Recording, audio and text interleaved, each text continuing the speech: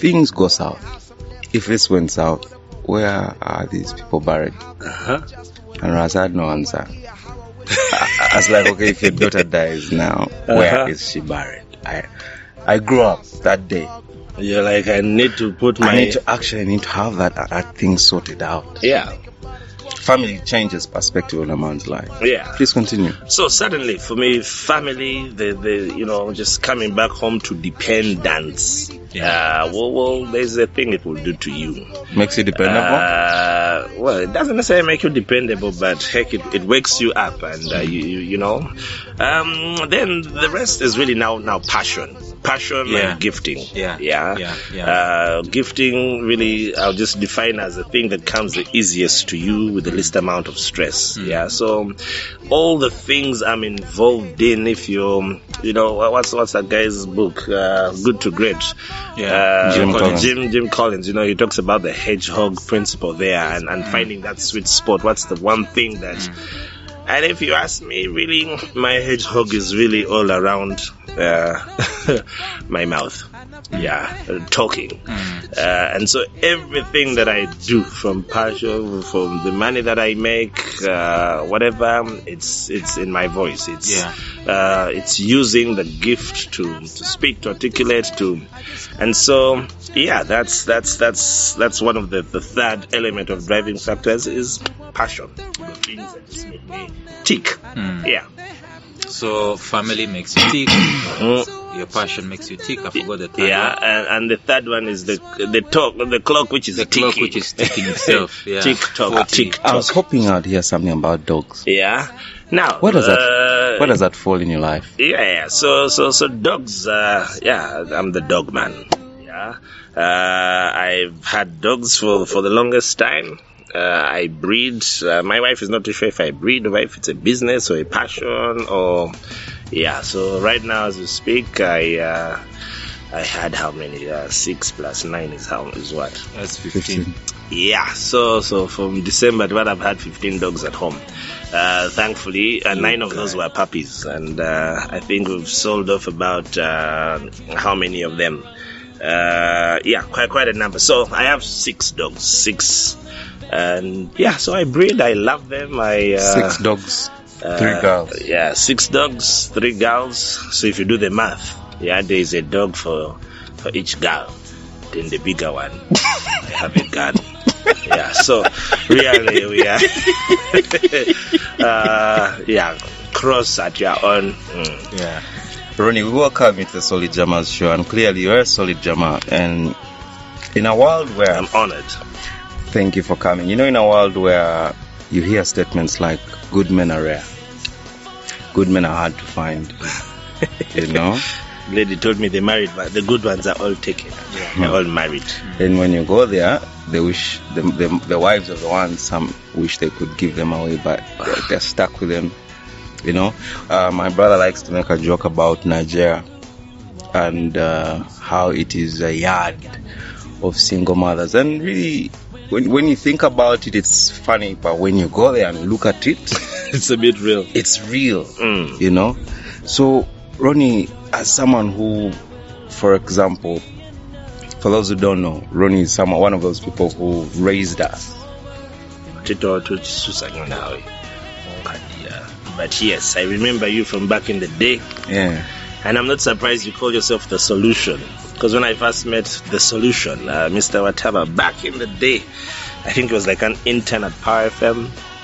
Either you came in with Wilina Chikeda Ruth Aine or one of those. And Haman Kambu.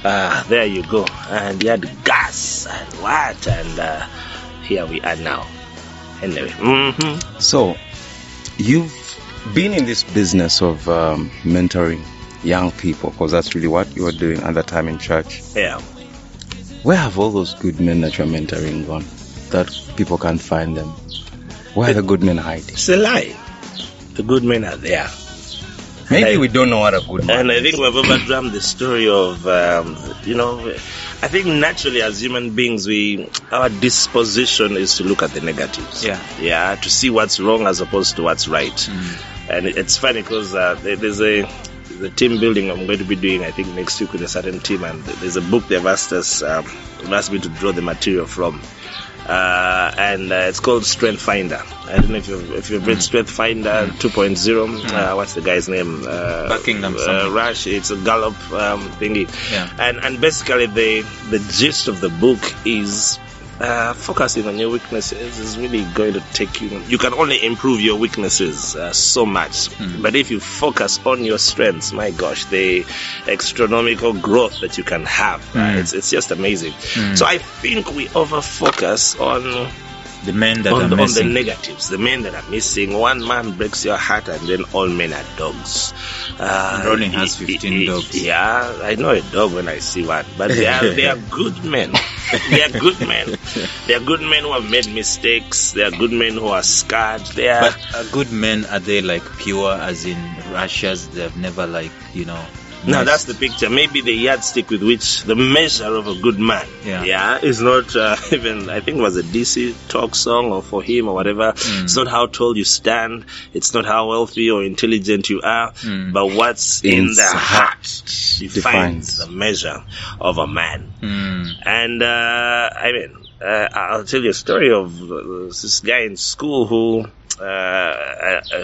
was being bullied by some bad boys, and the bad boys belonged to a clique which was literally untouchable. They had all these connections and there's nothing that could be done. The school turned a deaf ear because, but one of these guys spoke to one of his bad boys. The bad boy knew some thugs around town.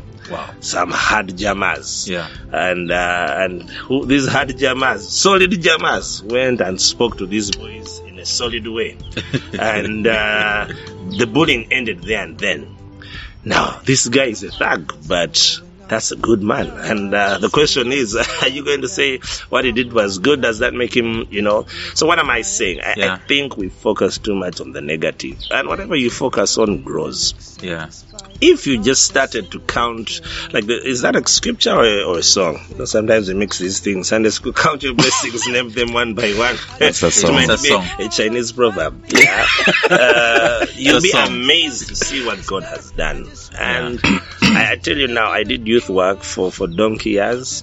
And when you work in church, they never really you can't the paycheck you can't it's not all that or whatever. But God blesses you. But I realized for me, as in a time of training, and you get experience, come and sing and get exposure. But I must tell you, I was exposed.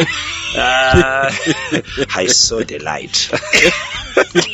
But on a serious note, the young men and women that we belabored to mentor and raise up and inculcate things of character, talk about their crashes, heartbreaks, all of these things.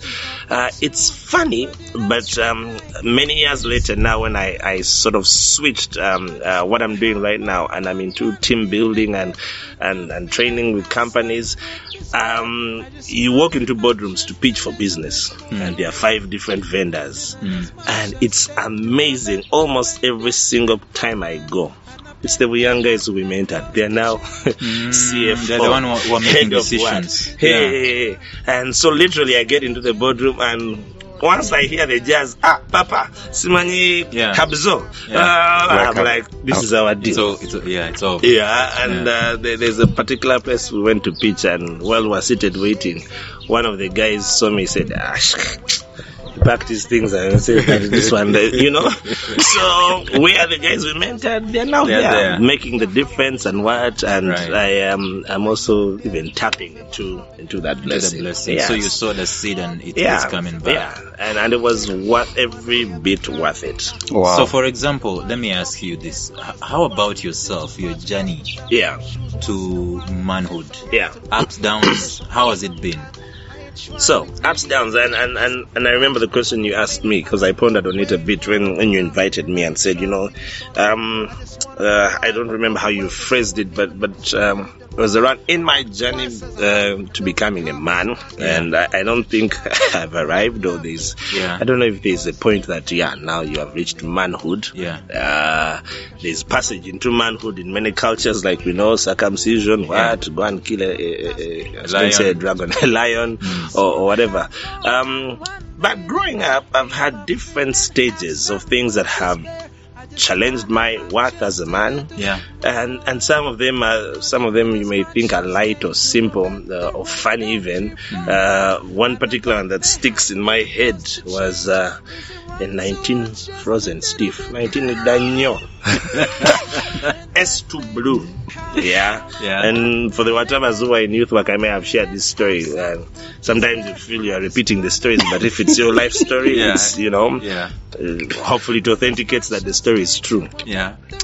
But as a man or as a boy at the time, whether it's my genetics or whatever, I seem to take my time in developing.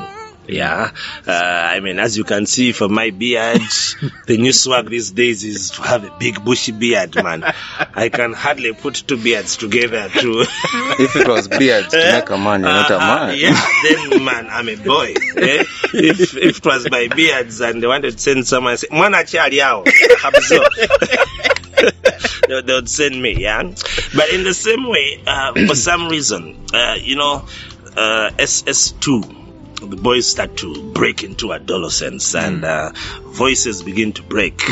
Guys start to bulk up, put on muscle or whatever. Chest, shoulders. There were girls who you are at par with from about P7, who just blossom.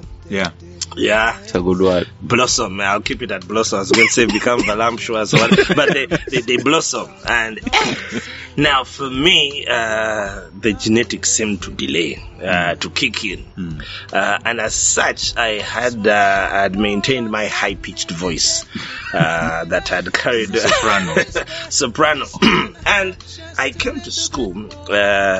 And it was S2. It was a science lesson. I forget the teacher's name. It was a lady, but she wrote on the blackboard osmosis.